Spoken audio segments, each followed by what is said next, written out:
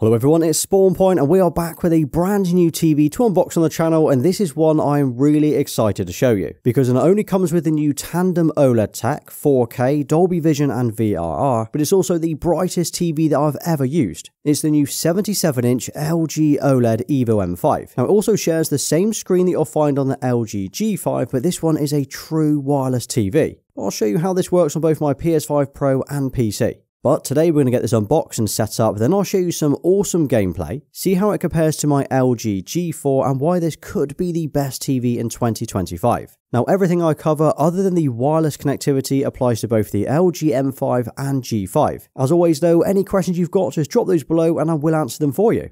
Right, let's get this opened up and see what we get inside the box. Firstly, we have the slim wall bracket, which is designed to go on the back of the TV and allow you to have the TV pretty flush to the wall. Then we've got a pack of accessories, and this includes a remote control, the same remote that we've seen over the last few years, but with a slight revision, a microfiber cloth for making sure you keep that screen nice and clean, a cable tie, an IR blaster, a couple of AA batteries, and the instructions and warranty information.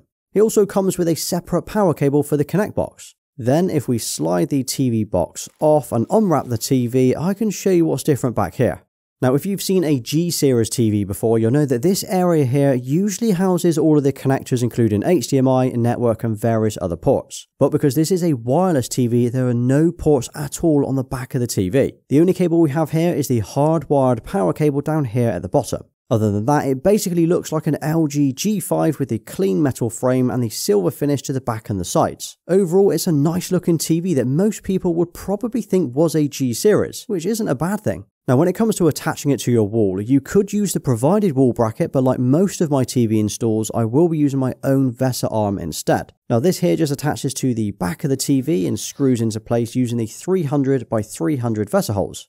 Right, now it's on the wall, the first thing that we need to do is set up the Zero Connect box. This is essentially the main hub or the brains of the TV. As I showed you before, there are no ports on the back of the TV because everything has to be plugged into this box instead. We've got 3 HDMI inputs, aerial ports, a couple of USBs and a network port. Now the placement of this box is quite important because it does need to send the signal from the box to the TV. It doesn't need a line of sight like last year's model, but you can't just hide it behind your sofa or in a different room. It needs a clear path to the TV.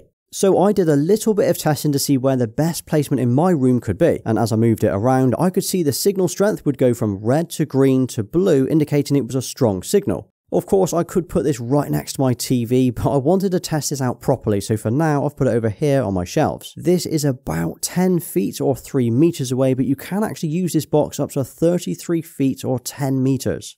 Okay, now on the top of this box there is a circular piece here that you need to rotate to point it towards the TV. And this button here you can slide back and forth depending on if you're pointing it up or down. Once it goes blue, you know you've got a strong signal between the box and the TV. And here we go, we now have a picture on screen. So right now we are getting a 4K image with up to 144Hz and sound transferred from this box over here all the way to the TV. Honestly, this is mad. It's certainly going to be interesting to see how this performs for gaming later on. But straight away, you can see this being a huge advantage if you want that clutter-free cable setup, because we've got no cables under the TV at all. I also don't have to worry about trying to hide the cables behind or under the TV, and I can plug and unplug all of my devices over here instead. It definitely gives it a cleaner vibe in the gaming setup if you wanted that no cable look. Okay, so I might say this every time I unbox a new TV, that the screen looks brighter or the picture looks better than my previous TVs, in this case the LG G4. But I'm gonna say it again, this is not only the best picture quality or the best colours I've seen on a TV, it is also the brightest TV that I've ever used in the setup. Even straight out of the box with no tweaks, no customization, just using the ISF Expert Bright or the Filmmaker mode, this is the image quality that we're getting. I'm genuinely blown away by just how good this looks, more so than I was expecting. Now firstly, both the new G5 and M5 have dropped the MLA Plus tech that we saw last year, which I was originally concerned about as that brought us a decent brightness boost. This year we've got the new RGB Tandem tech instead. And this is where we get a 4-stack OLED panel giving us Brightness Booster Ultimate, which actually now delivers up to a 3 times brighter image. And that's when you compare it to the B5. Now, sometimes you read about these spec increases, but you don't expect to really see the difference. But literally, within seconds of powering on the M5, I could immediately tell this was brighter. It is a noticeable boost over the LG G4, which was already bright enough for me. In fact, it is so bright now that when I was watching a movie the other night, I had to reduce the brightness of the screen as it was just too bright to watch in a dark room. Now, the advantage to this though is if you're wanting to use an OLED during the day or in a well-lit room with windows nearby, this TV is going to look incredible.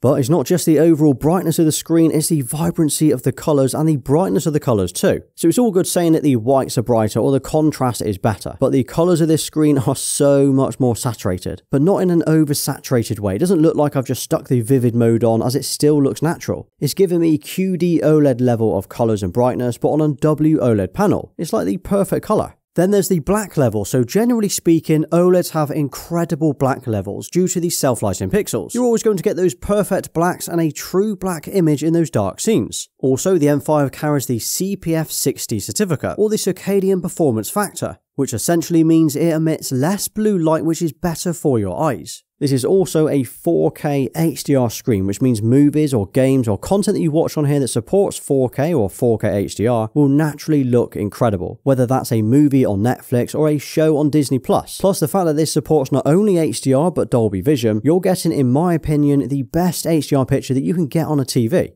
Now, 9 times out of 10, I will watch native 4K content. In fact, I go looking for the 4K HDR icon just because I know it looks so much better. But due to the Alpha 11 AI Gen 2 processor in this, it is able to upscale the content to 4K quality by enhancing the sharpness and details. This is much needed when you're watching a lower quality movie or TV show, especially on a larger screen like this, and it does a pretty good job at doing it. Plus, don't forget that it's on par with the LG G5, so again, you're getting the same awesome picture on both TVs this year. And then we've got gaming. So I've hooked up my PS5 Pro over here to see how it performs. And this TV has enough gaming features to make it an absolute beast of a TV. Firstly, we get 3 HDMI inputs on the M5 or 4 inputs on the G5, which are all capable of 4K, 144Hz and VRR. Now, I was a little skeptical at first as to whether this would actually work as well as advertised, but having used it now for playing things like Borderlands 4, Mafia the Old Country and Forza, I've not experienced a single dropout. Like here, I'm getting a 4K HDR image and 120Hz from my PS5 that's sitting over here to the TV. As you can see here, I've got some gameplay on screen for various different games, including Forza Horizon 5 and Spider-Man. And every single game that I've tested has looked and played absolutely perfectly. Now, if you're on console, you'll obviously get the 4K 120Hz support, but on PC, that's where the 144 option comes in. You also get Nvidia G-Sync and AMD FreeSync Premium. It's also got a stupidly low response time of less than 0.1 milliseconds, which is expected from an OLED, but it is still ridiculously impressive. I then went ahead and connected my PC, wiggled the mouse around and played a couple of hours of Cyberpunk and was blown away by just how good this looked. Now, my PC is running an RTX 5080, which can obviously go a lot higher than the TV's 144Hz. But wow, this looks insane. Now, that's the one difference between the M5 and the G5, and that's the refresh rate. While the M5 goes up to 144Hz, the G5 does go up to 165. This only matters if you're a PC gamer and you need that slightly higher refresh rate. Otherwise, they are identical panels in terms of picture quality and specs. But yeah, even the text clarity and the quality of gaming on a TV this size is unreal. But then something I really needed to test out was, would there be any game lag or input lag between the PS5 going through the box to the TV? And that is versus my LG G4, which is obviously hardwired. So here you can see that I'm pulling the trigger on the LG G4 that is hardwired with no lag at all. It is instant gunfire.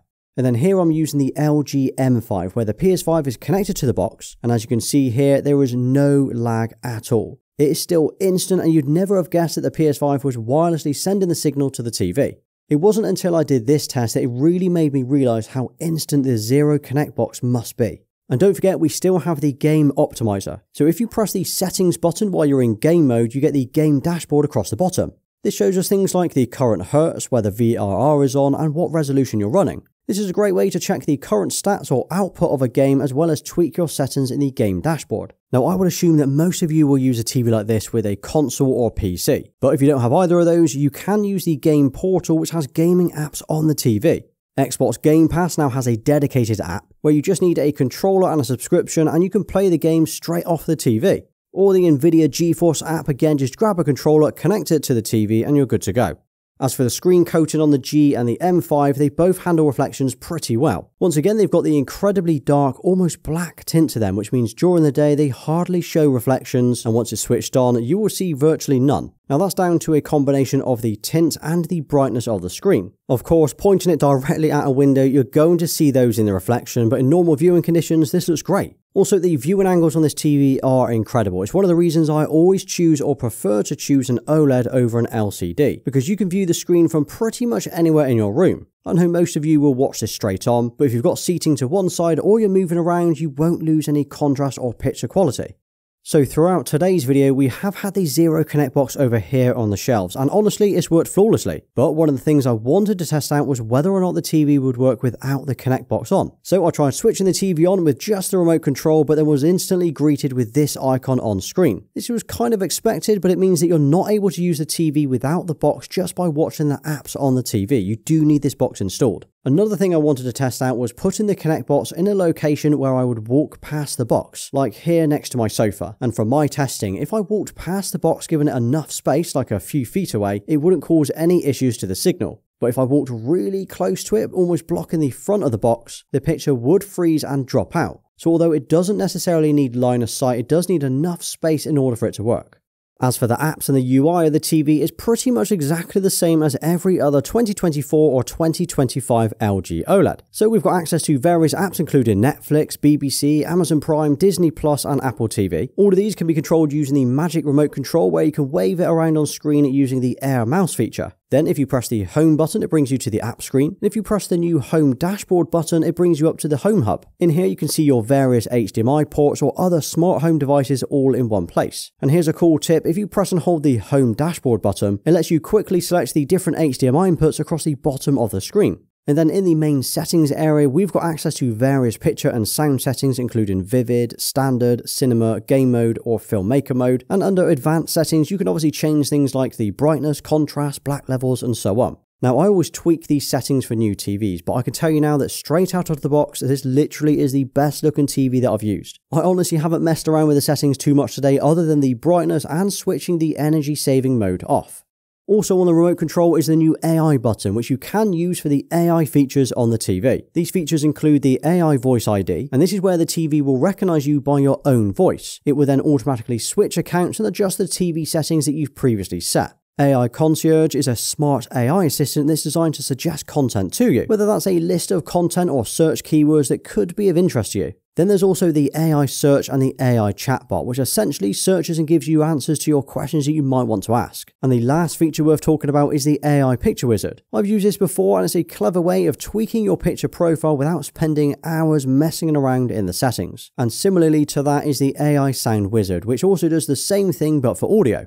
Now you might wonder, what are the real differences between the M5 that I've got here and the G5? Well, in a nutshell, they really are the same screen. You're getting the same picture quality, OLED tech, brightness and other gaming features. There's only really two big differences here. One is the M5 goes up to 144Hz when connected to a PC, while the G5 can go up to 165. Then we have the wired versus wireless. If you want that ultimate cable-free, clutter-free, clean gaming setup, I've got to give it to the M5. It's just the perfect combo of a great screen with literally no worries on cable management. It actually blows my mind that we're getting this picture, sound and performance like this from a wireless TV. I went into this pretty skeptical at first, but this has genuinely impressed me. But let me know what you think. Are you liking the look of this year's 2025 OLEDs? Well, now drop a big TV in the comments and I'll give you a thumbs up for staying right till the end. And if you enjoyed today's video, check out this video next. And thanks for watching. Please like, subscribe and follow me everywhere. Until next time.